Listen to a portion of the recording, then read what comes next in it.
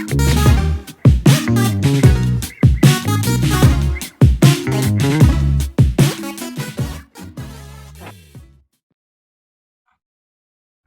Jess. Ahí está. Hola, buenas noches a todos. Bienvenidos a este análisis cinematográfico y psicoanalítico de la película The Ordinaries. Nos da mucho gusto tener a invitados nuevos como Andrés, los que ya también teníamos, Joaquín, Carla, que también ya ha estado con nosotros, Emilio, que también ahorita los presento. Muchas gracias por estar. Y pues bueno, a la gente que es la primera vez que está con nosotros somos Desempolvando lo Inconsciente.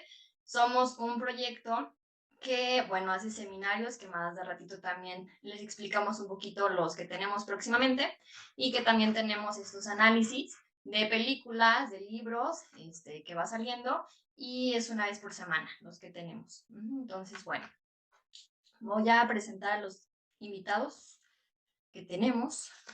Está Joaquín Lusternó, que ya ha estado con nosotros, Joaquín, en casi todos nuestros eventos de análisis de las películas. Muchas gracias por estar nuevamente. Él es cineasta independiente, director cinematográfico, tiene largometraje como Realidades de Humo, cortometrajes de ficción, destacando Me Verás Volver. Él es docente en el CEAR y en la UñAD, perdón.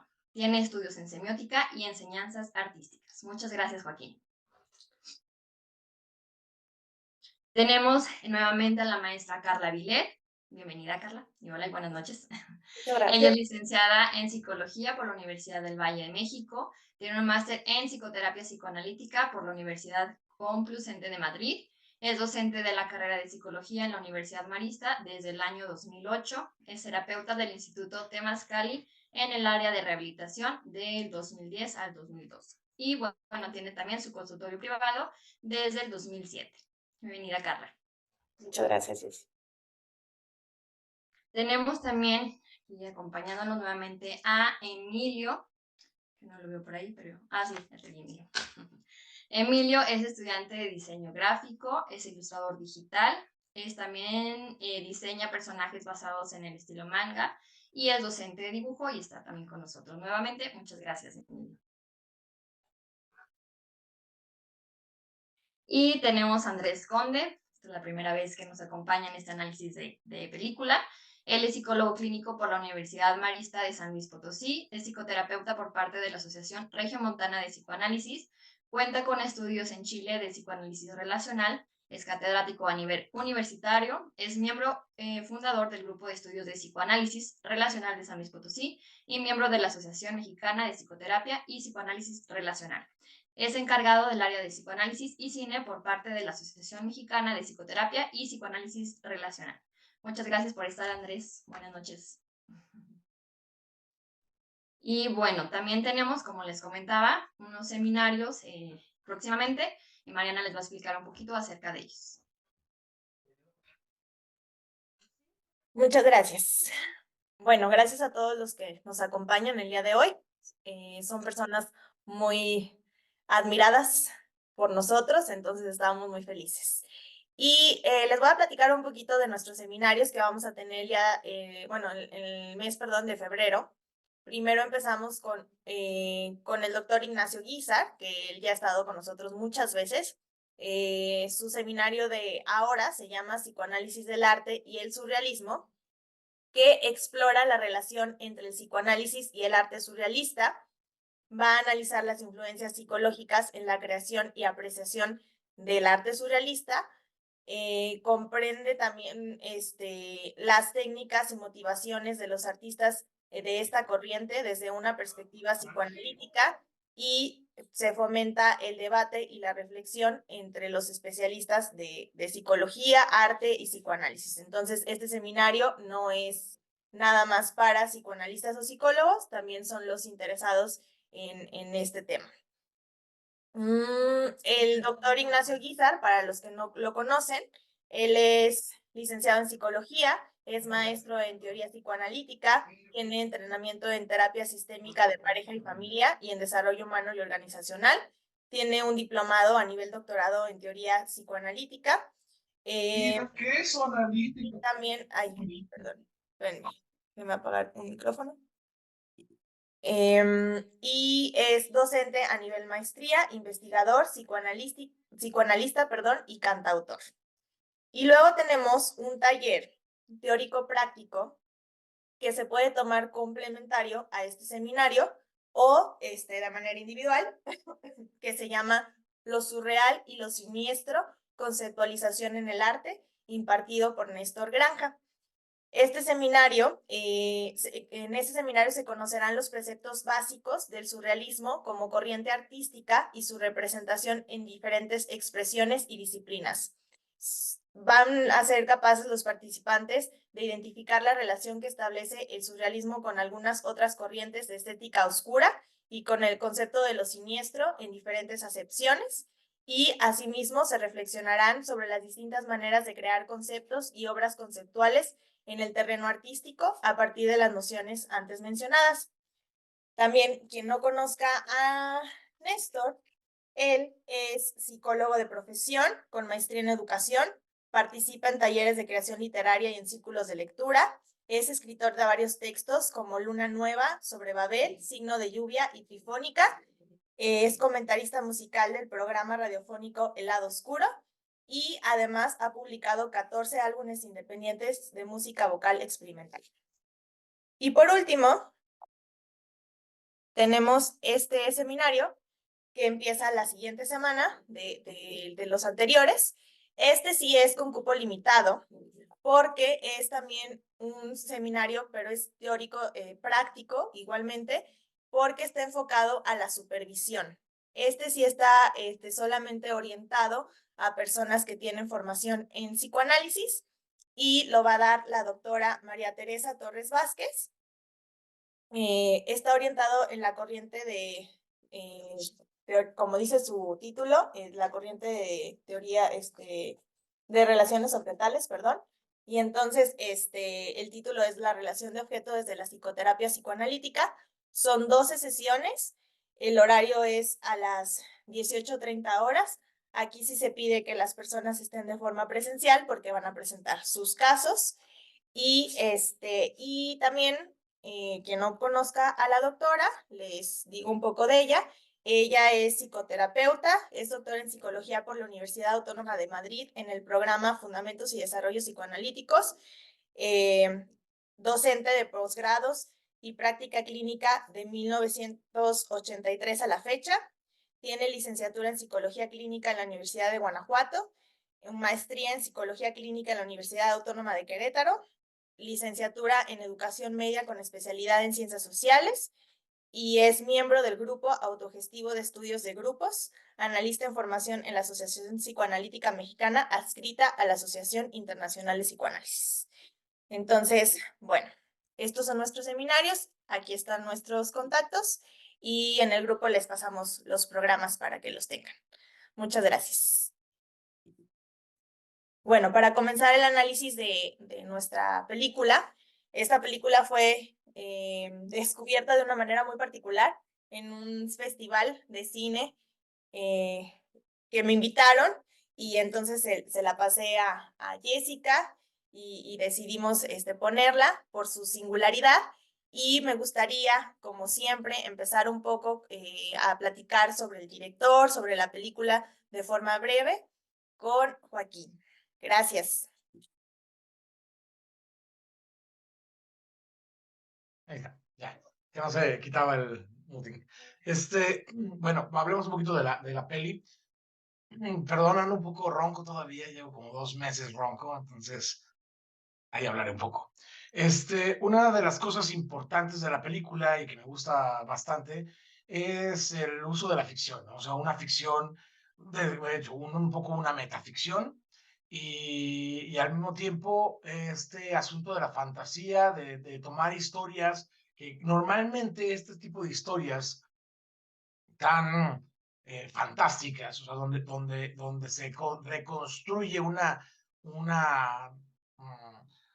una forma de llevar el comportamiento humano, digamos, normalmente siempre tiene una crítica social. O sea, lo vemos en todo el trabajo que se realizó en un montón de películas, por ejemplo, de Cyberpunk, donde era ¿cómo se llama? El medio para criticar una sociedad que venía de una guerra, que se veía, que se avecinaba a algo más, que se avecinaba un tipo de control, etcétera. Entonces, todo este tipo de fantasías generadas que hay en mucho en literatura, en pintura, en cine, obviamente, pues siempre nos dan un discurso sobre un comportamiento humano. En este caso, pues bueno, o sea, es como esta voltear a ver a todo el mundo, ¿no? O sea, eh, hay que ver una canción, por ejemplo, de Nacho Vegas que habla justo de estos extras, ¿no? De estos personajes que, pues, o sea, ¿qué pasa cuando no es la película sobre ti? O sea, normalmente siempre nos ponemos en el papel del protagonista y es nuestro rol, o sea, el hecho de decir, yo soy, hasta te lo ponen como en frase motivacional, ¿no? Tú eres el protagonista de tu vida, etcétera, ¿no? Siempre me dan risa esas frases, pero sí, o sea, normalmente tu vida gira en torno a tu mundo y tú eres el protagonista, o sea, tú vas viendo esas cosas. Pero en este caso es los ordinarios, o sea, son personas que su rol es estar para algo más. Entonces, realmente ese es el primer punto, dándonoslo a entender alrededor de las películas y luego yéndonos a ver un estrato social con tres clases sociales. Los protagonistas, que son realmente pues, una clase alta, la clase media que está, bueno, es como una media baja, que serían los ordinarios, y las tomas que salen mal, ¿no? O sea, ahora sí que los que no le importa a la sociedad.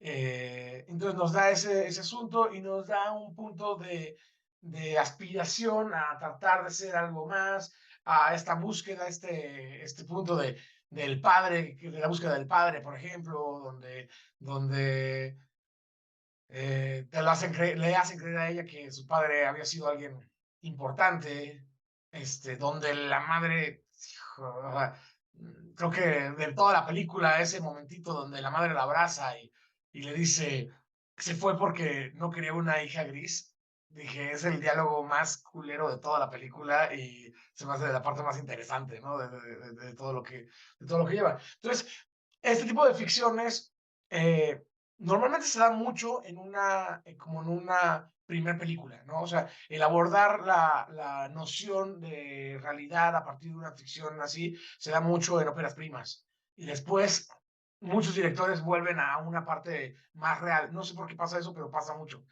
Se me figura de repente un poco los discursos de Charlie Kaufman, por ejemplo. ¿No recuerdan que una de las primeras sesiones que tuvimos fue esta película de estoy pensando en dejarlo todo, en dejarlo, una cosa así, I'm thinking about ending things, una cosa Pienso en así. el final, ¿no? Algo así se llama. Pienso en el final. Sí, pero era como estoy pensando en dejarlo, en la traducción literaria, ¿no? Sí, pienso en el final, pusieron en la traducción. Ese mundo creado por Charlie Kaufman se me hace muy parecido a lo que hacen en esta película. Entonces, pues bueno, es una película, la primera película de Sophie Linderman. Según estuve viendo, su primer corto tiene un discurso muy similar, nada más que en cortometraje, y después ya se avienta a esta película con su buena crítica. Yo tengo un comentario nada más. Le estaba comentando a Mariana que se me hacía como un capítulo de la serie de Black Mirror. Hace cuenta. Me empecé a ver y dije, esto parece de Black Mirror. Muy similar. Gracias, gracias, gracias, Joaquín. Emilio, A ver, ¿se me escucha más o menos? Mi micrófono no estaba sí, funcionando hace un rato. Ok, bueno, vamos a hacer un análisis gráfico medio rápido. No sé si puedo compartir pantalla. listo.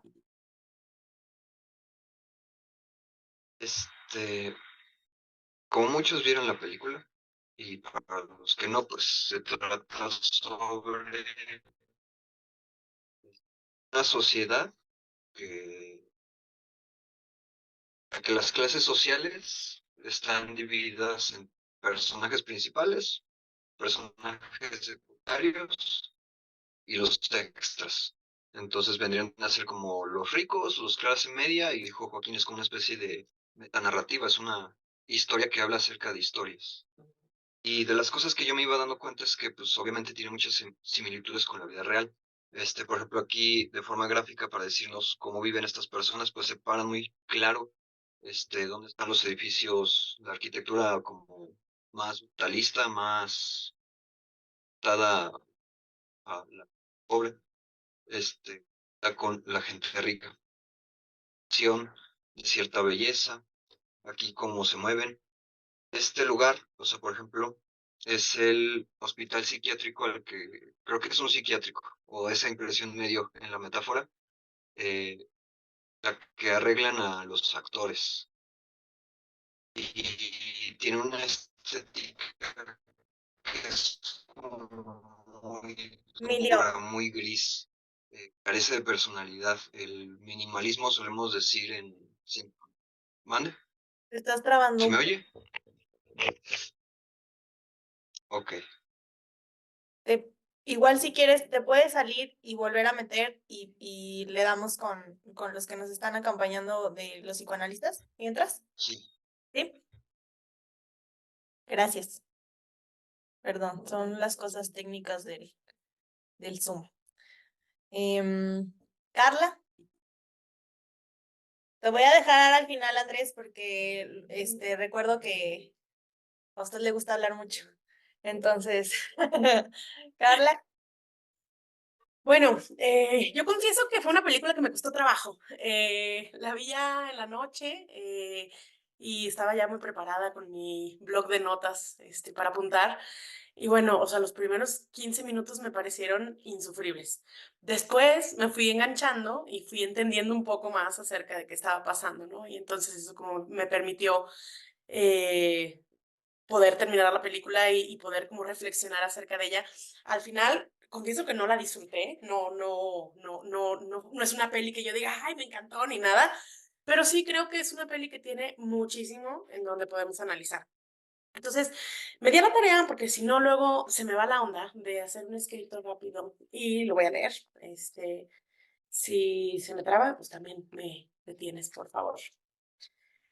En la película de The Ordinaries nos encontramos ante una tragicomedia que se emplea como una sátira social. Diversos temas se abordan, tales como la identidad, sobre todo en la transición adolescente, la sociedad y sus diversas divisiones y escalones manifestados en clases y grados de importancia, los prejuicios, anudados en los más profundos miedos y en la necesidad de sobresalir o estar por encima, en la pertenencia, siendo envidiada y codiciada la esterilidad de los personajes principales y temida y o renegada desde lo perverso, quizá lo psicótico, el ser de clases bajas.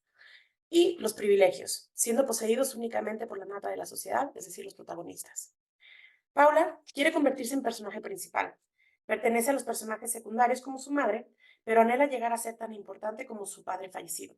Su madre, a pesar de ser hermosa, siempre estuvo confinada a quedar en un segundo plano, a no decir mucho y a no tener verdaderas emociones, condenada a solo tener un rol que sustenta a aquel que en realidad importa, la estrella.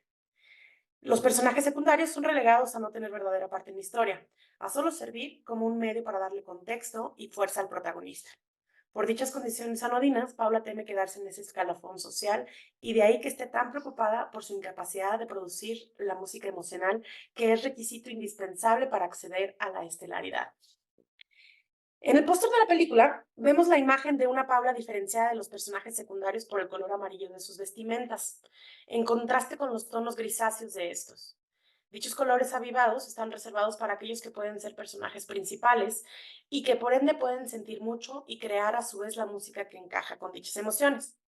En esta imagen se presenta y representa bien el título de la película, Los Ordinarios. Paula no quiere pertenecer a los ordinarios, quiere sobresalir y tener color, vestir ropas hermosas y coloridas. Quiere vivir y tener grandes monólogos y grandes emociones.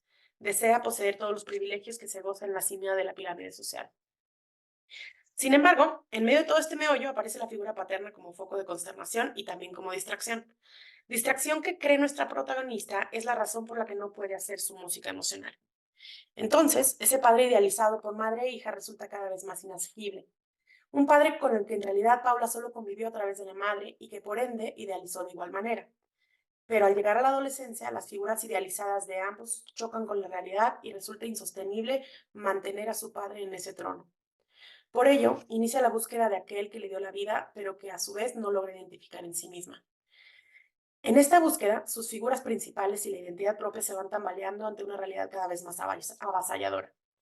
Es menester de cualquier adolescente desbancar a sus figuras idealizadas y con ello ir generando una identidad ya sin ellos como centro. Ese es el objetivo general de la adolescencia. Por ello, es comprensible y esperable que todo adolescente se pregunte de dónde viene y sobre todo quién es verdaderamente. Estas dudas se dan gracias a que se puede ver ya sin el velo de las figuras otrora engrandecidas. Así, Paula ahora duda de sí misma, quiere encontrarse. Y Arminda Verasturi propone la presencia de 4 duelos en el adolescente. El duelo del cuerpo infantil, el del rol o identidad infantil, de la bisexualidad infantil y de los padres infantiles. Ahora Paula enfrenta claramente la pérdida de su identidad infantil y sobre todo de esa figura paterna idealizada. Sabemos que en un duelo la labor implica el negociar con las emociones que conllevan por terminar aceptando la pérdida. Justo así vemos a nuestra Paula. Y en su camino para encontrar su identidad se topa con las clases más marginadas de la sociedad. Aquellos seres subhumanos que son motivos de rechazo y prejuicio ahora se ven con una mirada distinta. Una mirada que le permite preguntarse y replantearse si los valores en los que antes creía en realidad están en sintonía con su nuevo ser, justo como se pregunta cualquier otro adolescente. Se pregunta Paula desde este nuevo lugar si encontrar a su padre implicaría perderse a sí misma y si eso debería motivarla para dejar de intentar encontrarlo. Pero no lo hace. No cede al miedo ni al dolor de este camino. Es así como descubre que su padre muerto e idealizado no estaba ni muerto ni era tan sobresaliente como le hicieron creer. Las inconsistencias en la historia de la madre, así como la ausencia de evidencia que sustenta la fantasía de un padre cuasi totémico, le llevan a toparse con la realidad, una realidad inconcebible para su madre. Su padre, perteneciente a la clase más baja de todas, está en el tercer escalón social. Este descubrimiento de la mentira materna y la realidad paterna termina por derrumbar su identidad y logra ahora abrazar su lugar no ya como aspirante a protagonista, sino como ser inferior en blanco y negro. Por su parte, la madre no es capaz de aceptarla en estas condiciones. Un mecanismo defensivo se define como aquella herramienta del yo que se usa para proteger al sujeto de la angustia. Bueno, que Paula cuestione las clases sociales, que cuestionen los sustentos que mantienen dividida así la sociedad y que mantienen los prejuicios y privilegios, le petrifica, a la madre me refiero. Que su hija cuestione la fantasía materna y que eso le lleve a cuestionarse a sí misma también es una nueva realidad que le angustia profundamente y le lleva nuevamente a defenderse. Admitir el nuevo lugar de Paula, su identidad separada de ella, la identidad que ella asume, le tambalean en su precaria estabilidad. Abrazar a su hija en estas condiciones supondría la propia renuncia a la negación de una realidad que hace años se había propuesto mantener fluida. Por lo tanto, nos encontramos ante una madre que se posiciona desde su necesidad de modificar la realidad por lo insostenible que resulta y la angustia que ello genera. No lo hace cualquier sujeto psicótico. Sus prejuicios y su angustia le impiden verla a la hija con el gesto de satisfacción y completud que describiría Lacan al hablar del estadio del espejo. Este gesto, que refleja en el bebé su propio potencial y que sostiene su futuro narcisismo. Este gesto que va configurando el yo ideal del bebé y que logra que aquel se identifique con la imagen especular. Entonces, para la madre, tener una hija bicolor es insostenible y así intenta volver a incluir a Paula en su negación. Tener una hija bicolor va en contra de su propio narcisismo, siendo que los hijos son la relación objetal narcisista por defecto, según nos lo explica Freud. Y al no poder tolerar esa ruptura en su propio yo ideal, intenta con todos sus recursos deshacer estos cambios y volver al delirio. Pero no es solo la madre quien mantiene la fantasía. No es solo la madre quien se mantiene en la fantasía. No es solo ella quien concluye la realidad. El mismo instituto, que se entiende como una metáfora o representación del gobierno, ha sembrado la idea que todo lo humano es antiargumento. Incluso las más básicas necesidades humanas representan algo indeseable. Ir al baño es indeseable. Tomar medicamentos es indeseable. Ha escindido los errores y trata de deshacerse de todo lo imperfecto. Los defectos se viven como peligrosos e intentan mantener la fantasía de perfección. Aquellos personajes secundarios y terciarios están relegados a mantenerse como representantes de la imperfección y no se les permiten poseer aspectos valiosos o positivos como son las emociones. Se asustan de pensar que dichos seres por defecto inferiores puedan ser capaces de poseer cualidades y características positivas. Esta intención hará prevalecer la decisión, que en sí misma es un mecanismo primitivo, psicótico. Bueno, y limítrofe también.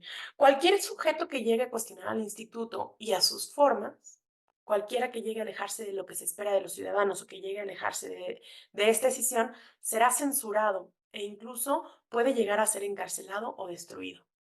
Se trata de un sistema totalitario que fomenta el mantenimiento de la decisión. ¿Será que esto sucede en algunas, sino que en todas las sociedades actuales? Al final, Paula logra salir de la fantasía materna y del mismo instituto. Desecha por completo la figura mítica del padre y se centra en un monólogo final en esta madre real, en esta madre con limitaciones, pero al final en esta madre presente y amada. Puede proclamarse mujer en blanco y negro, como el padre real, pero además con emociones reales, como el padre fantaseado. Logra así integrar sus aspectos negativos y positivos y así se posiciona como verdadera poseedora de una identidad diferenciada de ambos padres. ¿No es esta la labor de todo adolescente? Por tanto, al escapar de la fantasía materna, al desechar la fantasía mítica del padre, al integrar sus aspectos parciales, al separarse de su madre, termina por aceptar la castración y se integra al registro de lo simbólico, pero en un universo psicótico. ¿Podrá caber ahí? Gracias. Gracias, Carla. Qué interesante. No sé si Andrés, ya que estamos en esta vía y luego ya seguimos con Emilio, ¿quieres complementar lo que dijo Carla? Va a ser difícil complementar lo que acabo de escuchar, pero trataré a mi manera, con mucho gusto. Bueno, al igual supongo, primero un poco de la película. Yo, como que lo que yo pensé fueron 3 puntos. Primero, desde el punto de vista cinematográfico, que efectivamente el primer largometraje de Sophie Livemont, creo que es un largometraje retador por muchos sentidos, porque primero la puesta en escena pasamos desde la primera mitad de la película en una cuestión como de cine clásico de Hollywood, ¿no? Esta parte cuando salen bailando, ¿no? Estos musicales, haciendo referencia a los musicales de los 50 y de los 60, ¿no? Con lo de emociones, que efectivamente la película tiene un tono onírico en ciertos elementos, que es como si Charlie Kaufman tuviera ahí como un hijo híbrido con una puesta en escena de Wes Anderson, por los colores, y etcétera, y efectivamente con un cierto cruce con lo que decías, Jess, de lo de Black Mirror, ¿no? Específicamente creo yo, con el capítulo 4 o 3 de la primera temporada, que se llama A Little Story About You, no sé si alguien lo recordará, que era que tenían una manera de recordar todo lo que vivían, que era un episodio sobre el celos y los celos y paranoia. Buenísimo el episodio, por cierto, ¿no? Y que aquí, un elemento que a mí me parece súper interesante es el elemento del lector del corazón, ¿no? El elemento del lector del corazón, el heart reader, que era lo que les permitía a la gente, bueno, a los personajes principales, metiéndonos en el lenguaje del metarrelato del largometraje, poder expresarse emocionalmente a través de música. El importantísimo elemento de la banda sonora a lo largo de toda la historia del cine, y que en este caso pues accedía nada más o era permitido para las clases altas, ¿no? Esto desde un punto de vista metafórico me parece pues muy interesante, porque creo que ayuda mucho a entender y pensar, de hecho es una crítica que se hace hasta el psicoanálisis contemporáneo, que nada más son las sociedades altas las que pueden llegar a expresarse, y que creo que es algo que vivimos al día de hoy, que muchas veces se piensa que las sociedades marginadas están en una situación donde no pueden expresarse, donde se puede hablar. Eso es por una parte, ¿no? Otra de las cosas que creo que se ve en toda la crítica a la sociedad es lo que, por ejemplo, Andrew Morrison habla sobre la famosa sociedad del narcisismo, en la cual, también hablando de elementos, por ejemplo, de Donald Winnicott, vemos que a pesar que estamos en la clase alta o de personajes principales, también están atados. O sea, cada uno está atado a un patrón específico en los que se tienen que adecuar, lo cual es en apariencia una experiencia de vida perfecta, pero que a la vez es terrorífica. Porque creo que, no sé, Carlos, también más o menos en esa primera parte, yo creo que todo en la película mejora cuando se van al mundo de las tomas descartadas. Yo creo que ahí se revoluciona la película y se vuelve mucho más entretenida. Pero en la primera parte, cuando está Paula llegando a la casa de esta mejor amiga suya, cuando está con sus padres, que son dos actores de primer nivel, y que se ponen a bailar, hay algo terrorífico ahí, ¿no? Hay algo terrorífico porque hay algo traumático que está hablando ahí que al principio no se alcanza a comprender y la película va a ir evolucionando, ¿no? Que básicamente va a ser esta tragedia en la cual es vivir a través de meramente un personaje, cerrarse ante la idea de un personaje, que creo que eso es todo un tema en cualquier tipo de narrativa psicoanalítica, ¿no?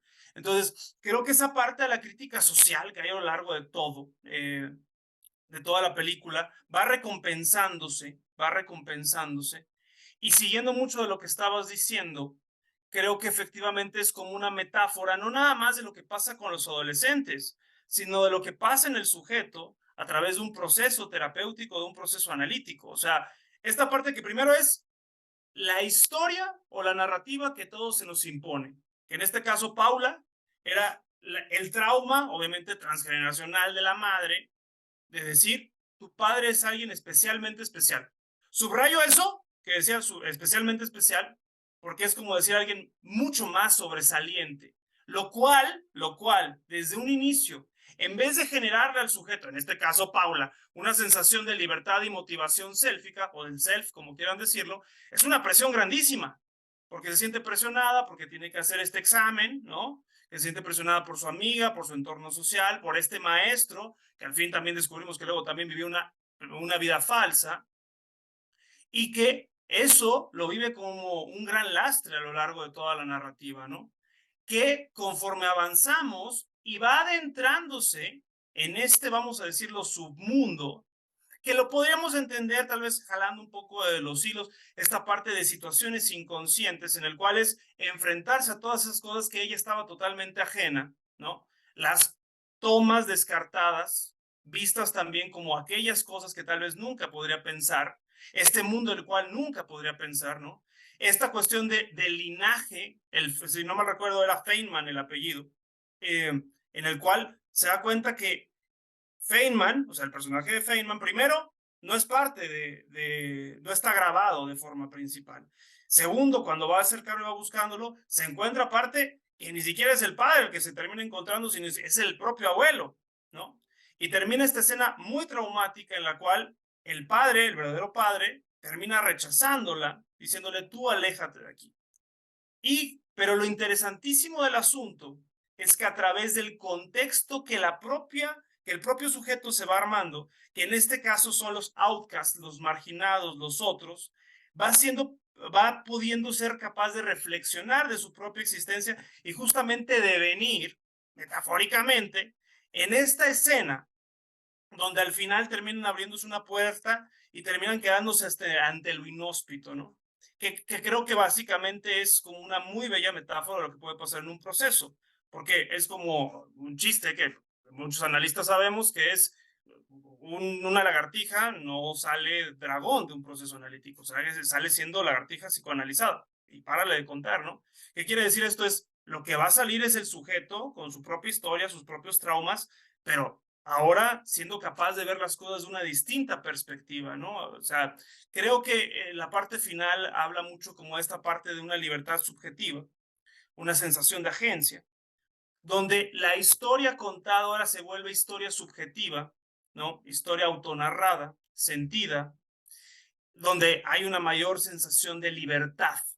Y bueno, por eso por hablarlo como un final muy optimista, ¿no? Y que creo que ahí también da mucho, o sea, da mucho en el clave de decir es que no por una cuestión de ser de sociedad más alto, además se vive una vida más, vamos a decir, más genuina, que creo que eso lo encontramos a nivel clínico de manera muy marcada, que obviamente son situaciones que vemos que son personas que viven justamente patologías de falso self, estados borderline, que se ven metaforizados en muchas otras series, ¿no? Y películas a lo largo de la historia, que por ejemplo Luis Buñuel lo describió con el discreto encanto de la burguesía, donde en realidad pues, son situaciones donde estas falsedades determinan casi como elementos psicóticos, si lo queremos decir, alienando al self, ¿no? Entonces, creo que es una película que va recompensando poco a poco. Yo al final podría decir que la disfruté bastante, o sea, al final sí. Sí, al principio yo estaba diciendo, ¿qué fregados es esto? O sea, muy saturada, creía yo, pero que creo que es una directora a tomar en cuenta, ¿no? Entonces, de forma inicial, yo diría eso.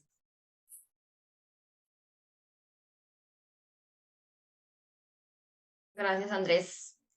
Sí, sí. Bueno, vamos a seguir. Luego continuamos con ustedes también, pero para darle oportunidad a Emilio, que lo dejamos ahí a mitad de también. ¿Se me oye? No sé. ¿Sí? Sí, un poco, a ver, como un poco quedito. Ok. Ahí Voy a está, tratar de hablar alto. ahí está, muy bien. Voy a apagar mi cámara porque pues, mi problema es de internet para compartirles pantalla.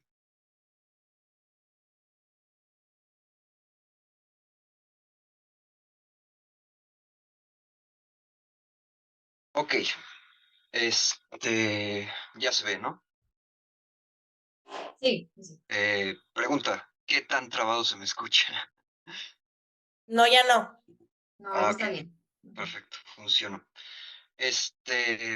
Yo, mientras veía esta película, me dediqué más a ver como el cómo tratan la crítica social, porque creo que ese fue el tema fundamental y después habla acerca de la protagonista, que irónicamente al final resulta no tener un papel protagónico dentro de la sociedad de eh, ordinarios.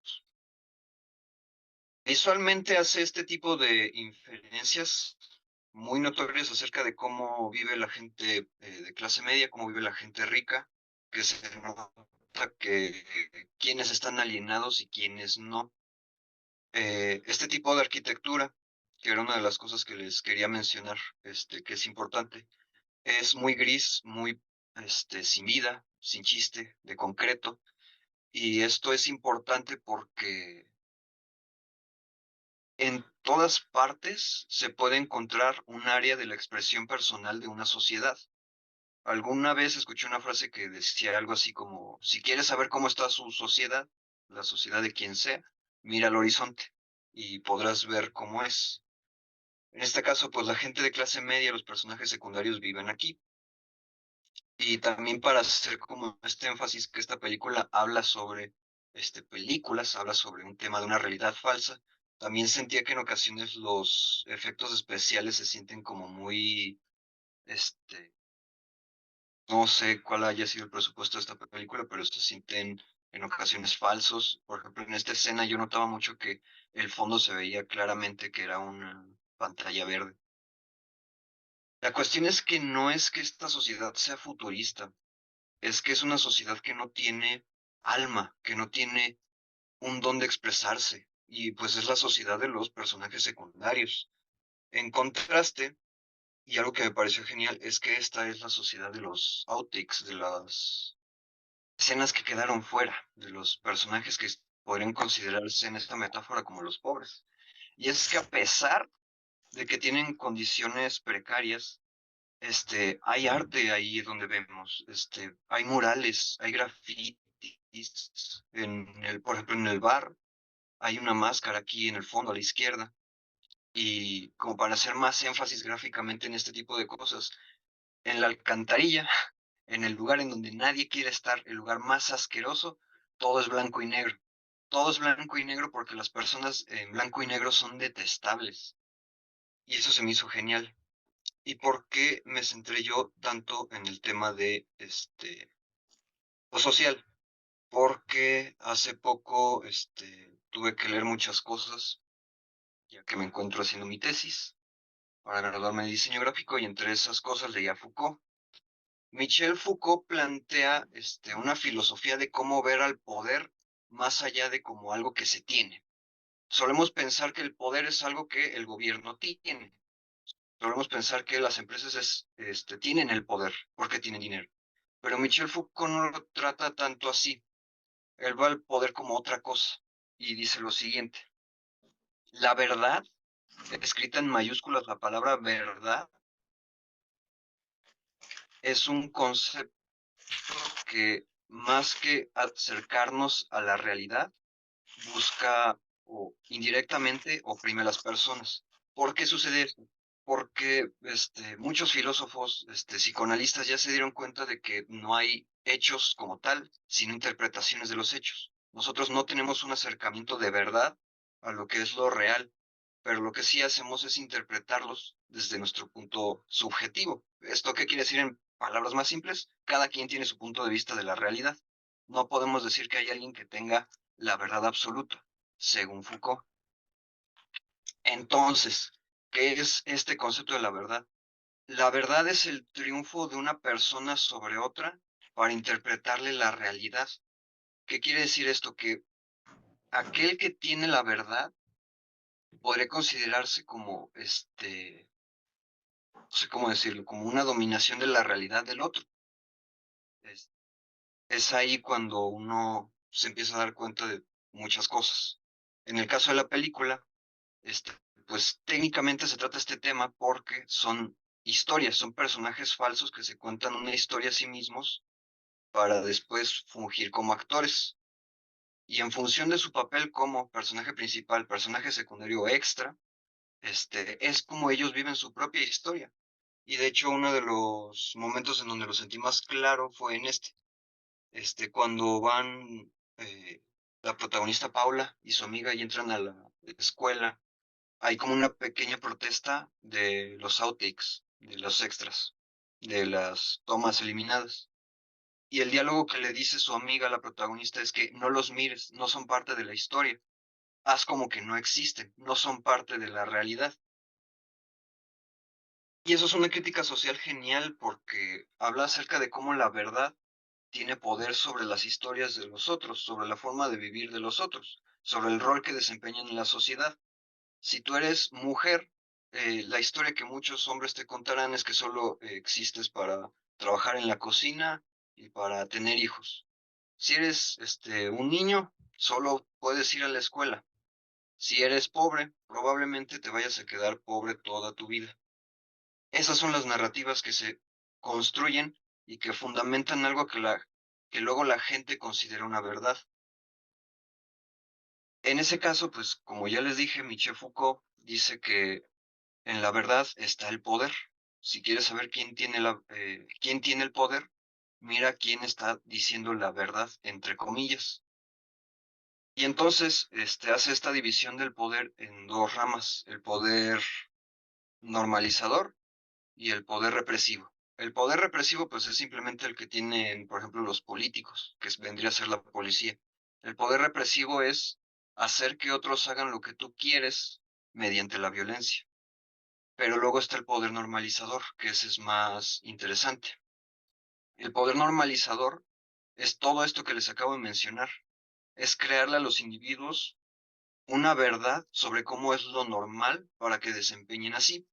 Y a lo largo de la película vemos muchos ejemplos. Un ejemplo de poder represivo es cuando te enteras que como son personajes ficticios pueden censurarse la boca literalmente con estas máquinas. Puedes literalmente mandar a alguien a callar y que no pueda decir nada.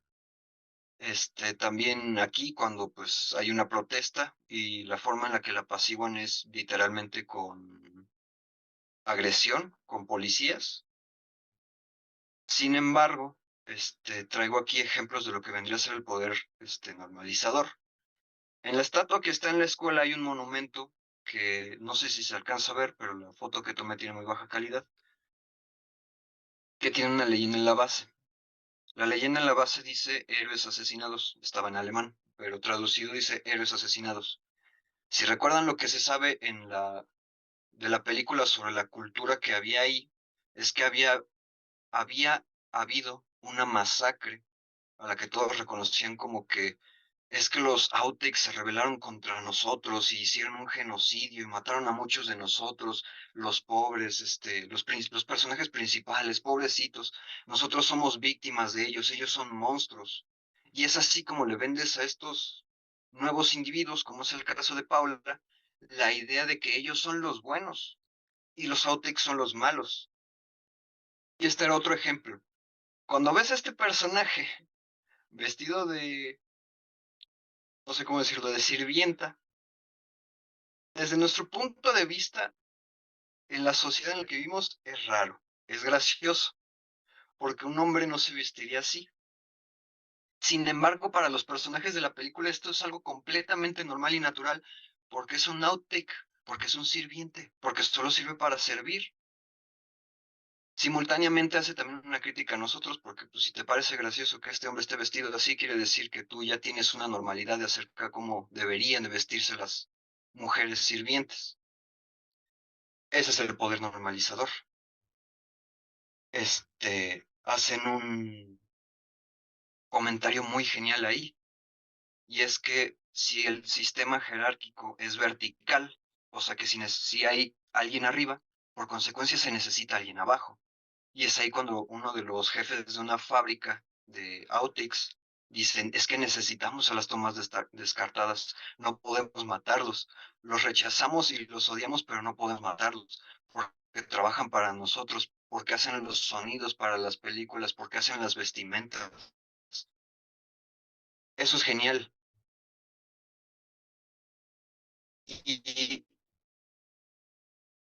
y la cosa es que mientras yo veía esto, recordé una frase que no estoy seguro de si es de Foucault o no, ya que, no sé, la escuché de alguien más, si mal no recuerdo, pero la frase decía algo así, es que, y poder represivo, Michel Foucault tiene un comentario sobre el poder normalizador y lo pone en una posición más fuerte y grande que el poder represivo, porque dice que ninguna tortura que se le pueda hacer a alguien será tan cruel y despiadada como lo que estamos nosotros dispuestos a hacernos con tal de encajar a la normalidad.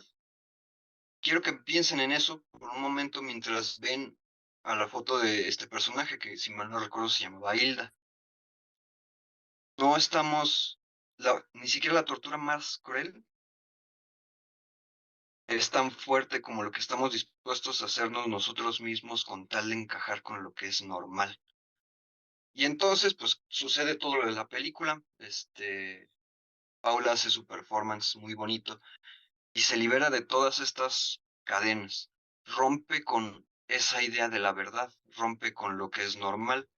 Y cuando finalmente rompe con eso, todos los personajes principales que hasta este momento los habíamos considerado como outtakes, salen del teatro en el que estaban, un lugar en el que también se actúa, y no hay nada. El lugar está vacío, pero no es porque esto sea algo malo, es porque ahora que ellos fueron capaces de ver y de construir la forma en la que vivían, son capaces de crear algo nuevo, de tener un mundo completamente vacío que te permite nuevas ideas de imaginar. Para mí ese fue el mensaje de la película. Esa fue mi interpretación. Espero que les haya gustado. Muchas gracias, Emilio. ¿Alguien quiere comentar acerca de lo que han dicho, igual los invitados especiales o algún participante?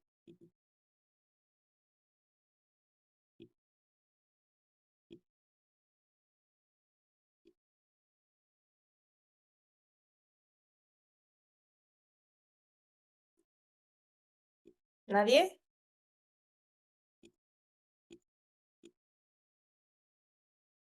Bueno, yo les dejo un comentario con todo lo que estaban diciendo. Ay, Nancy, por favor. Nos escuchan. Ah, eres Juan Manuel, ¿verdad? Sí, de hecho. Sí, es que estamos aquí varias personas. Hola. Hola, Sí, hola.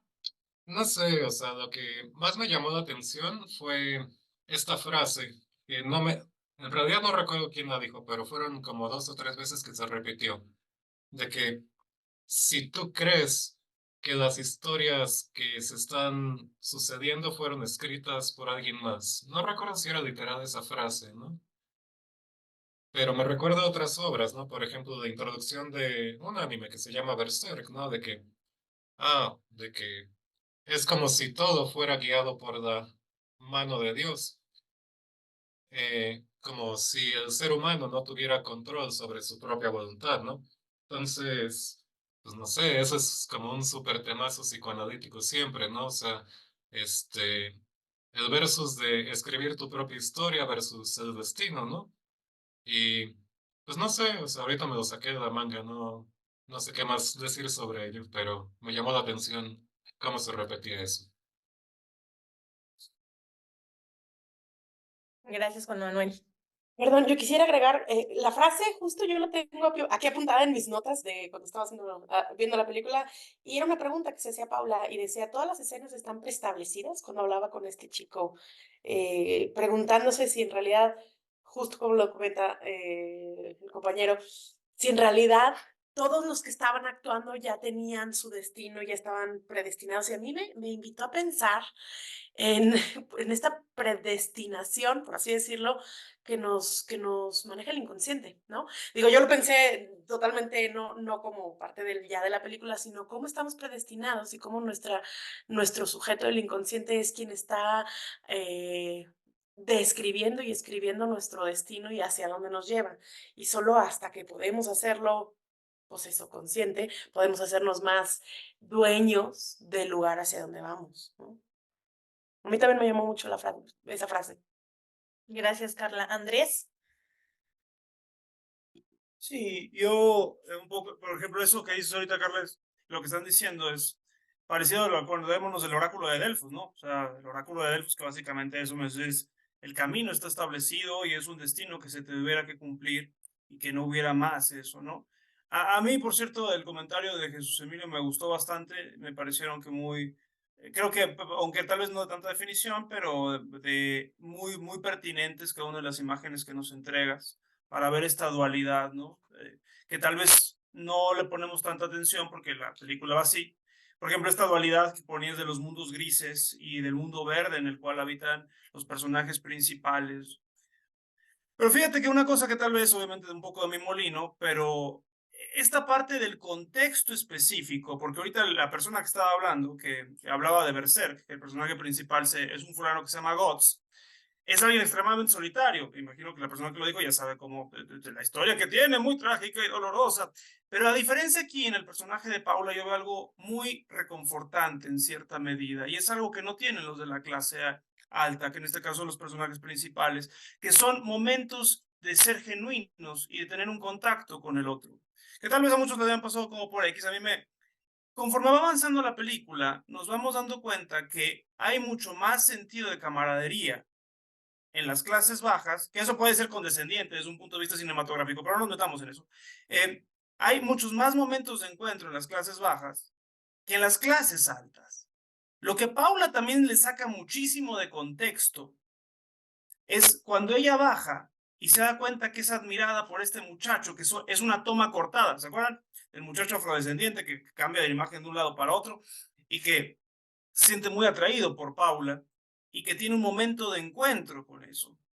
También me parece un momento bellísimo cuando en los lockers de los personajes secundarios de la madre, no sé si recordarán, que los personajes secundarios, que no sabemos sus nombres, porque ni siquiera es lo importante ahí,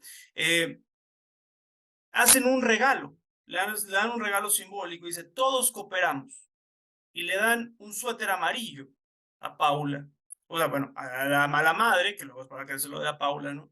Y creo que también es algo interesante porque en ese sentido, otra de las cosas que va diciendo la película es el entorno, hablando de adolescentes y todas estas situaciones, el entorno también va a moldear y va a permitir que el paciente, o en este caso el sujeto, permita también darse cuenta de las situaciones que está pasando, porque al final, vamos a decir, que no se logró que Paula fuera un personaje principal, pero creo que la película al final lo que dice, ¿y era necesario que fuera un personaje principal? ¿Era ya necesario? Porque creo que lo que pasó en esta escena donde los demás empiezan a hacer su propia música a través de los pies, los personajes que se dicen a mí mismos también somos defectuosos, van saliendo este grupo de marginados que incluye a Paula, no me acuerdo cómo se llamaba el criado, que tenía un nombre femenino, Hannah, algo por el estilo, el tipo este que le acababan de disparar, y van saliendo a lo inhóspito. Entonces yo creo que también es sentido, vaya, hay como mucho de decir que el contexto el contexto y la compañía también ayudan mucho al sujeto en este viaje. Entonces, no, yo nada más quería decir eso. Ya está. Gracias, Andrés. Vi que había levantado, bueno, Daniel, Fabián, no sé, Daniel. ¿No? Daniel, por favor. ¿Qué tal a todos? Yo soy nuevo por acá. Bueno, digo, ya se han dicho muchas cosas aquí. Creo que todas las aportaciones han sido muy valiosas. La verdad, han enriquecido mucho como la visión que tenía yo de la película. Yo nada más una cosa que quisiera destacar es el uso de la ficción. O sea, más allá de la ficción, es una ficción ficcionada, ¿no? O sea, es una doble ficción la que estamos viendo en la película. Lo que se me hace interesante es justamente cómo al evidenciar eh, esa trama en forma de ficción exagerada, de alguna manera nos pone o devela un poquito como las estructuras, ¿no? Por ejemplo, desde la parte en la de la frase que hablaban, que habla un poco acerca del determinismo, en cuanto a qué tanto no podemos decidir por nuestras acciones o el libre albedrío, o si ya todo está escrito, ¿no?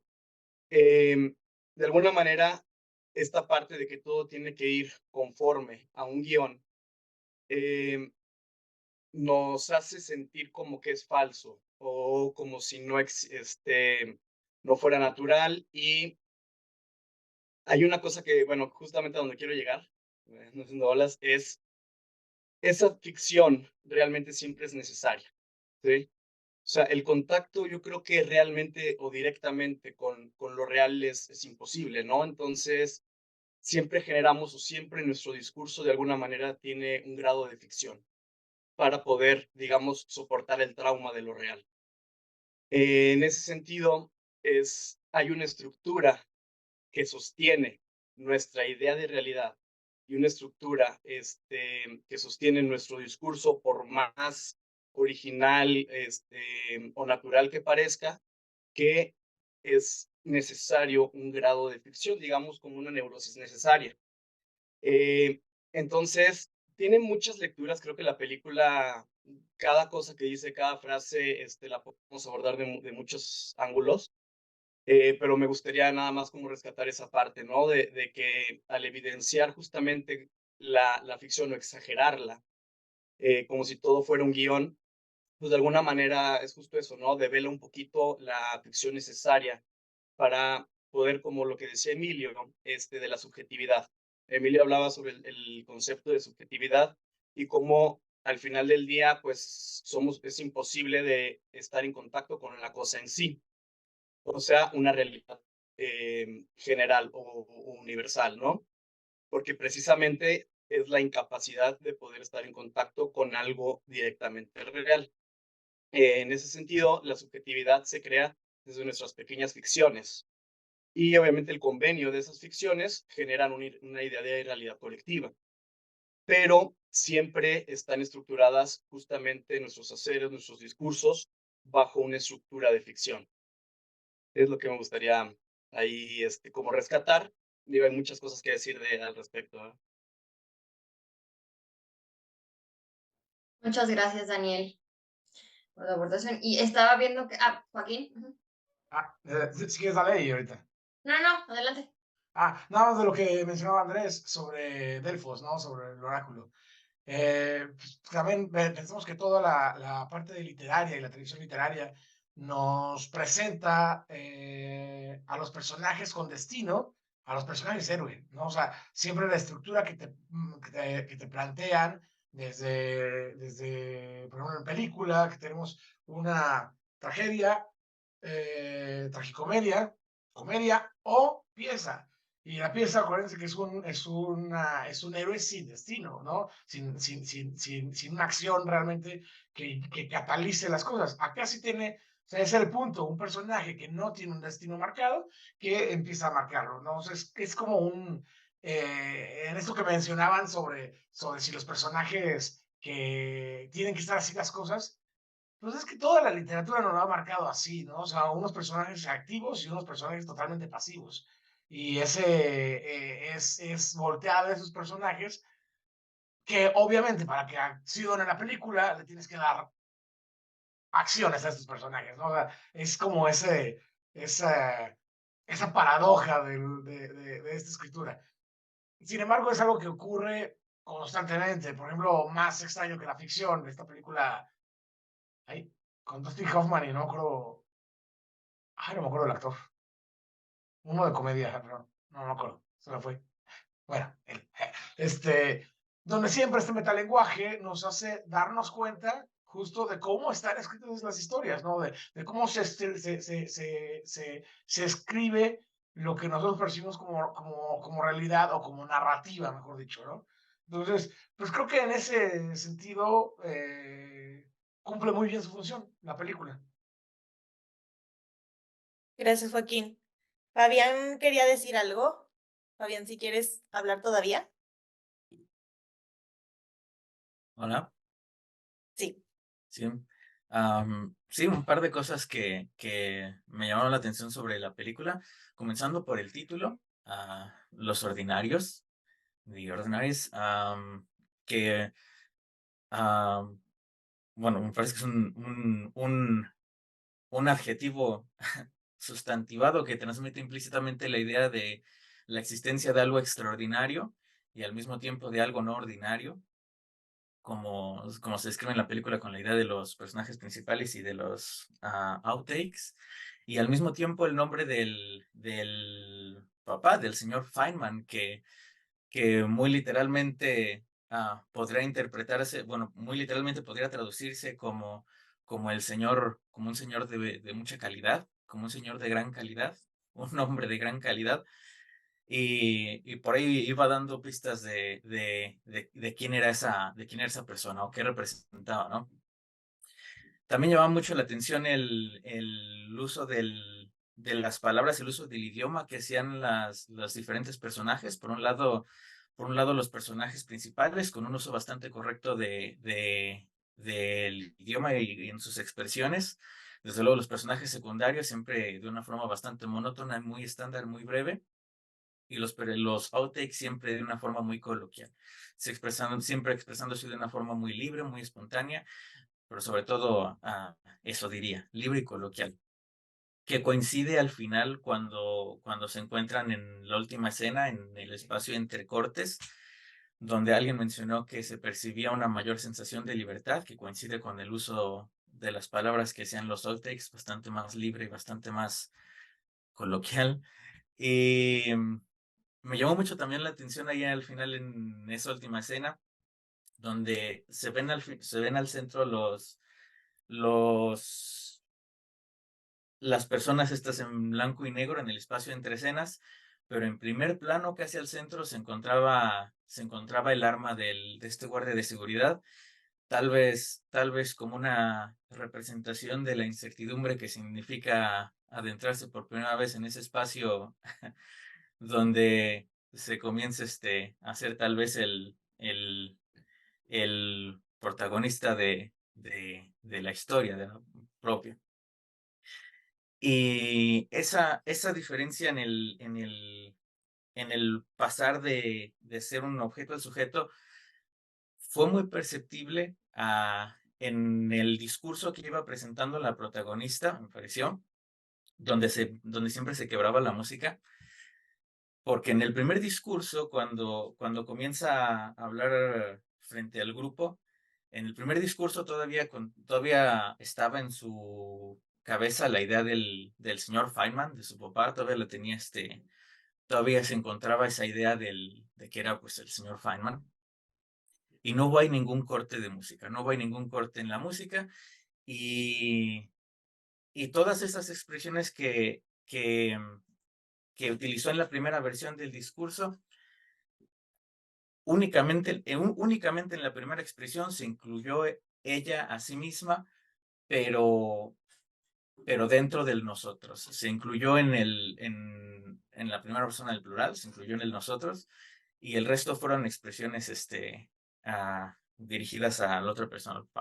Pero se mantuvo la música, me parece que únicamente por el hecho de que aún tenía en la mente la idea de la figura esta del padre. Pero en el segundo discurso, nuevamente jamás es ella el sujeto de sus oraciones. Aquí hay que decir una pequeña nota. Jamás es ella el sujeto de sus oraciones. Solo en la primera línea se incluye a sí misma, pero en el nosotros, en la primera persona del plural. Pero se quiebra en la segunda línea. Cuando hace al otro el sujeto de su oración, es decir, cuando ella se hace a sí misma un objeto, pero ni siquiera un objeto directo, sino un objeto indirecto dentro de su propia construcción gramatical. Es decir, cuando ella se hace a sí misma un objeto indirecto dentro de su propia oración, o dentro de su propia construcción, es cuando se quiebra la música y cuando se comienza a perder la integridad en lo que estaba comentando. Y es ahí cuando se quiebra completamente y pierde lo que comentaba en su discurso. Que es lo que comienza a hacer la tercera vez que presenta su discurso. Porque en su tercera presentación, nuevamente en la primera línea, se comienza a incluir a ella misma dentro del nosotros, en la primera persona del plural. Dice, si estuvieras aquí, nosotros, y hace la pausa, pero comienza entonces parece que comienza a improvisar, pero comienza la siguiente oración hablando de sí misma y se presenta a sí misma literalmente como el sujeto de su oración. Dice, te daría discursos, yo daría discursos para ti. Y comienza a decir las cosas que ella haría.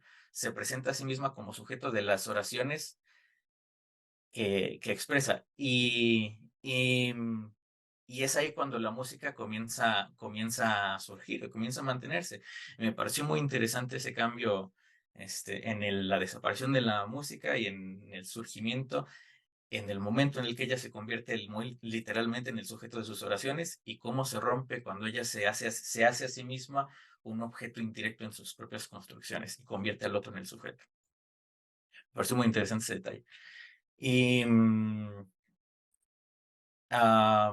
bueno, me parece que era lo que quería comentar.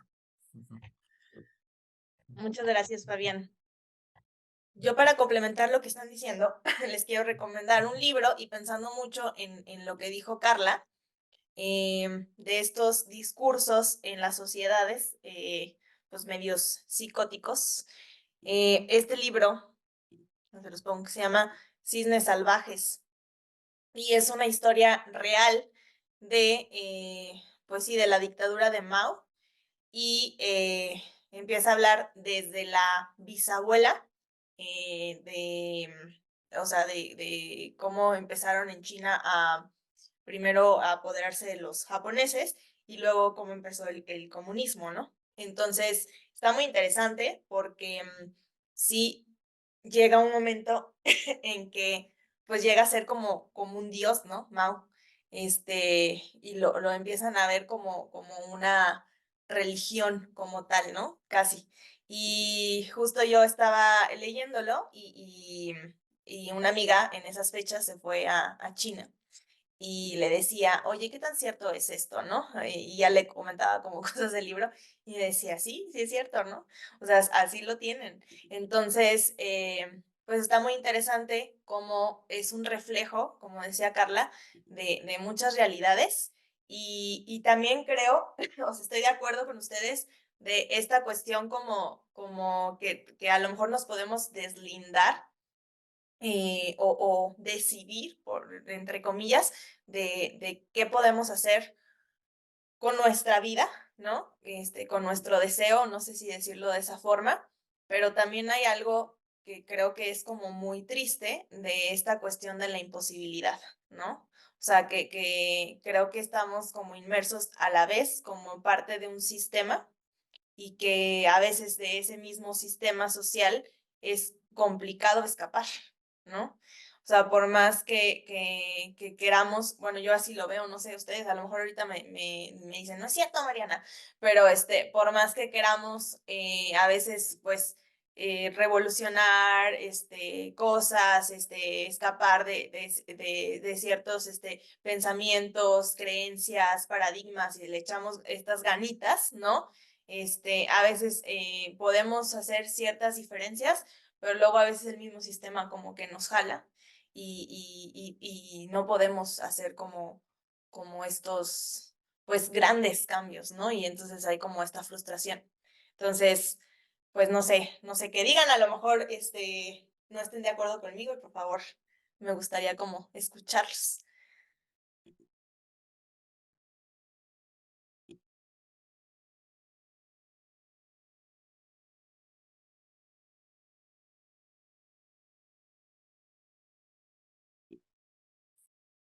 Daniel.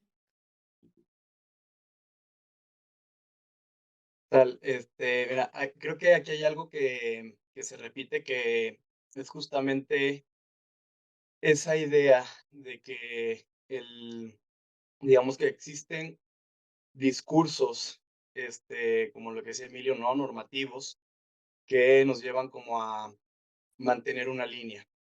En este caso, la película sería el guión, ¿verdad? Y la contraparte es el discurso meramente natural o auténtico. Yo creo que las dos lecturas, o sea, digamos que aunque sean antagónicas, no representan exactamente como el funcionamiento, ¿no? Siempre, digo, los que están en lo del psicoanálisis, pues el discurso siempre viene algo del otro, ¿no? Pero eso no lo hacen como en este sentido menos auténtico, pero también seguir un discurso específicamente como manera de autoridad, pues también de alguna manera va a obstruir un discurso particular. Yo creo que en general tiene que haber como esta parte o lo más auténtico que podamos llegar. Creo que, por ejemplo, ahorita mencionaste lo del deseo, que está interesante, como lo planteas, ¿no? De ser como fiel a tu deseo. Más allá de que, como por ejemplo, cuando se dice, ¿no? Que hay parte del otro en el discurso o que estamos investidos, ¿no? Con esa otredad. No quiere decir que aceptemos o no el discurso como tal que se nos dice que creamos, ¿no? Como una sociedad que nos dicta qué creer y que nosotros por dentro, como si tuviéramos ya un discurso natural, como en el caso de la película, ¿no? Sentimientos que se perciben como reales, internos, que están ahí guardados, que hay que buscar y sacar. Sí, es más bien como poder entender que esta estructura discursiva sí depende de algo más, también depende de nuestras decisiones, o sea, pero es un juego constante, digamos que es como una dialéctica constante, que siempre existe solo cuando está en juego. Entonces, la cuestión de identidad o lo que se podría percibir como meramente auténtico sería el reconocer cuando justamente los discursos están en juego. Cuando están en juego dependen tanto de cómo el discurso o el mensaje se emite, tanto cómo se descompone de regreso, ¿no? Y cómo viene de vuelta, a veces hasta de manera fragmentada o invertida. De esa manera, al entender cómo ese juego realmente dinámico, dialéctico que existe en este ir y venir, es donde realmente podríamos posicionar la idea de una identidad o de cierta autenticidad, pero dependería tanto de nosotros como personaje, tanto como estar jugando y siendo jugados en la dinámica que existe, en este caso, pues, social o colectiva. Gracias, Daniel. Andrés, tenías la mano levantada, ¿verdad? Sí. Primero que decir, pues no, Mariana, no es cierto. No, no es cierto. No, no era eso lo que quería decir. Yo no creo que más bien habríamos que como que señalar, como en el lenguaje cotidiano, qué entendemos por cambio. O sea, porque entendamos creo que una de las grandes herencias que deja el psicoanálisis, principalmente Freud, Freud nos deja algo muy en serio, que dices, el ser humano va a estar en conflicto toda su vida, toda la vida. No hay forma de que el ser humano se salga de la problemática, porque la vida del ser humano es un problema. Entonces, primero yo de eso que tú estás diciendo, yo más bien entendería que sería salir del sistema, ¿no? O sea, yo me preguntaría, porque dijiste algo también bien interesante, ¿no? Grandes cambios. ¿De dónde viene la idea de grandes cambios? ¿Viene realmente de una sensación de libertad? ¿O es más un superyo tiránico, contemporáneo, voraz, extremadamente primitivo, que al sujeto contemporáneo nos pide grandes cambios? O sea, que es todos estos grandes eslogans de marcas, que es siempre activo, siempre intenso, siempre buscándolo todo, ¿no? Y que yo me quedo más bien pensando si realmente ahí, a nivel estructural, por ejemplo, lo que decían, ahí están los cambios, ¿no? O sea, yo más bien creo que el sujeto lo que puedes hacer, eso sí, es atravesar a través de la palabra qué le representa los elementos del sistema y la sociedad, porque creo que al fin y al cabo, por ejemplo, ese es el ejercicio del cine. O sea, creo que el cine como el psicoanálisis, aunque nacieron muy parecidos, hay una edición de la revista Caliban, que es la revista de la Federación Psicoanalítica Latinoamericana, que dedicó al psicoanálisis del cine, muy interesante. Decían que eran como ciencias hermanas, pero que tenían un origen distinto. Por ejemplo, el origen del cine, que es a través de la invención del cinematógrafo de los hermanos Lumière, empezó como un producto y devino como un ejercicio artístico, totalmente personal, que luego podríamos hablar, por ejemplo, de la directora, del fotógrafo, etcétera, etcétera, etcétera, ¿no? Entonces, yo creo que más bien es que el sujeto lo que sí puede hacerse es consciente de los elementos que los atraviesan y que va a haber un cambio. Y que en ese sentido, promocionando lo que sí me gustó mucho de la película, es a esa parte de lo inhóspito.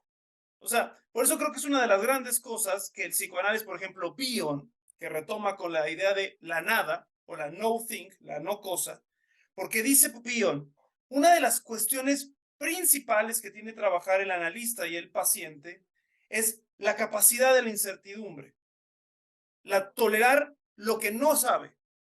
Porque en realidad creo que eso es lo bello, vaya, poético de la película, que es el cambio no está en salir y que nos den una estructura total.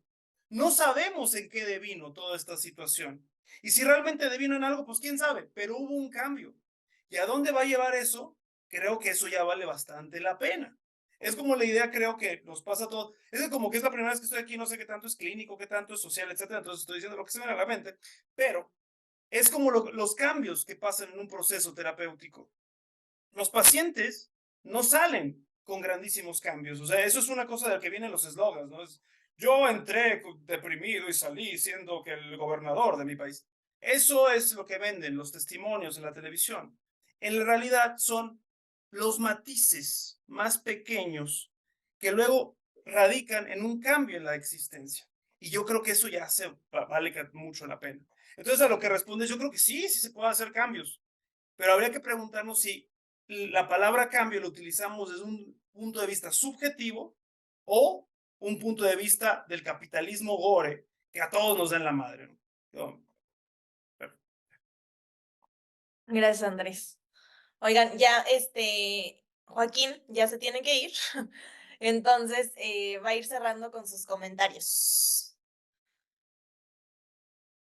Bueno, ya creo que entre todo lo que hablamos está bastante interesante porque a muchos les costó trabajo al inicio, otros empezaron ya a agarrar el gusto un poquito más empezada la película. También me pasó algo similar, ¿no? O sea, creo que desde el inicio dije, ok, ya sé por dónde va el discurso de esta peli. Hay varias películas que tienen algo similar, por ejemplo está esta de La Antena de Esteban Sapir en Argentina, que también es muy buena, ¿no? O sea, pero siempre creo que todas estas películas tienen muchas cosas asertivas. De repente lo que yo siento en la película es un cambio de ritmo un poco complicado en algunos momentos. O sea, cinematográficamente creo que ese es el punto que de repente le falla un poco. Porque en discurso está muy claro para dónde va. Por eso creo que el corto, cuando empecé a leer sobre ella, que tiene esta idea en un corto, dije, igual me antoja mucho verlo porque siento que con un poco menos de tiempo posiblemente funciona mucho más el discurso que está tratando de lograr. Pero bueno, en sí es una película disfrutable, es una película que te deja pensando, es una película que sí o sí te va a dar varios temas a darle vuelta. En algunos dices, ay, o sea, por ejemplo, me encanta cuando la escena se empieza a repetir y lo dejan, o sea, como que parece que va por un recurso interesante y de repente lo dejan. Y así hay como partes en la película que constantemente van abordando y lo dejan a un lado para tomar otro tema y lo dejan a un lado. Y dices, o sea, eso está bueno. ¿Y dónde quedó? O sea, de repente como que siento que por tratar de abordar muchas cosas, los dejaron de lado. Pero hay momentos muy interesantes, o sea, la parte del inicio, la parte donde le están ocultando a ella, la parte de conocer al abuelo, la parte o sea, esta búsqueda del padre que es bien interesante en muchas películas. Esto que les digo de la mamá, o sea, de este mensaje culerísimo de ella, eh, parte de lo que siguen buscando ya en todas las explosiones y todo, la parte final, ¿no? Con tratar de dar el discurso y que da otro discurso y que se vuelve interesante realmente se vuelve importante, lo que un personaje secundario tiene que decir se vuelve algo relevante, pues creo que eso nos lleva bastante interesante. Me gusta también este punto donde vas a cerrar la película y no, siempre no, eso no era. ¿No? Ese recurso también está padre. Hay una pequeña entrevista ahí en YouTube con el escritor y también habla un poquito de cómo la directora trató de hecho, él habla en español, no sé de dónde sea el escritor y guionista de la película, pero habla en la Cineteca Nacional de cómo la directora le pidió más o menos la estructura para la película. Está bastante interesante. Normalmente en este tipo de obras me gusta mucho tratar de encontrar qué quieren decir los autores también, o sea, cuál es la voz, porque a veces no se encuentra, a veces tenemos otra lectura y conocer un poquito de qué trataron de decir y dices, ok, por aquí por aquí sí lo entendí, por acá no, pero creo que todo lo que hay alrededor de una obra siempre lo vuelve un poco más interesante. Y obviamente estas pláticas donde todos vemos nuestros puntos de vista y se vuelve, pues no discusión, sino como retroalimentación, y dan mucho para que el cine se siga disfrutando. Como les decía Mariano ahorita, yo me tengo que retirar, pero un gusto compartir con todos ustedes y buenísimo las lecturas de todos. Me gustó mucho cómo son muchas visiones alrededor. Saludos. Saludos, gracias Joaquín por estar otra vez, nos vemos. Y bueno, no sé si alguien más tenga algún comentario, alguna duda, algo para poder ir cerrando también la sesión de hoy. Fabián. Está apagado tu micrófono, Fabián. Sí, perdón. Ahí está. Sí, nada más continuando con lo que comentaba Mariana, en el último comentario también, al último comentó algo de que, perdón, ya no lo recuerdo muy bien, pero como que lo jalaban al sujeto, como que el sistema lo jalaba, algo así. Y me parece que eso dentro de la película está de algún modo representado por el personaje de la empleada doméstica, o tal vez podría haberse interpretado por el personaje de la empleada doméstica, justo por eso, porque es una empleada doméstica, pero desde luego es un sujeto el que está interpretando ese personaje. Así que podría pensarse que es una elección incorrecta de persona para el personaje, lo cual no parece tan equivocado, porque dentro de la película fue ese el papel que se le asignó a este señor. De algún modo terminó el sistema, la película, dándole ese papel al señor, cuando evidentemente es el papel de una empleada doméstica, de una housemaid, sin que debe de ser una chica, debería ser una chica. Y Y me parece que no es muy diferente de lo que ocurre en ocasiones, pues, en la vida, cuando alguna persona se encuentra realizando algún papel o llevando a cabo alguna tarea, cuando parece claro o evidente que se encontraría mejor realizando algún otro tipo de tarea.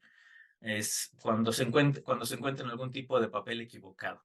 No sé si se entiende lo que intento comentar. Bueno, eso me pasó por la mente con la idea del que se jala la persona y se encuentra realizando alguna actividad que cuando es una elección incorrecta de persona para una actividad. Bueno, creo que me desvío un poquito al final, pero el comentario. Ujú. Fabián, ahorita puse en el chat como si a lo mejor tienes un trabajo y no sé, por alguna otra cuestión no lo puedes dejar porque, o sea, tienes que sobrevivir, ¿no? Tienes que comer o tienes que mantener una familia o lo que sea, ¿no? Y a lo mejor no puedes decir, no tienes en esos momentos como esa oportunidad de decir, discúlpeme la palabra, pero decir así a la chingada, ya me voy y voy a renunciar y demás y ya voy a ser, por emprendedor o lo que sea, porque a lo mejor no es tan sencillo o no es tan fácil, ¿no? O sea, creo que es como, o sea, eso sí, estoy de acuerdo con lo que dicen, estoy de acuerdo con Andrés en esos como cambios, o sea, que es como poner esos cambios, pero que, o sea, lo que a lo mejor quería decir es como esos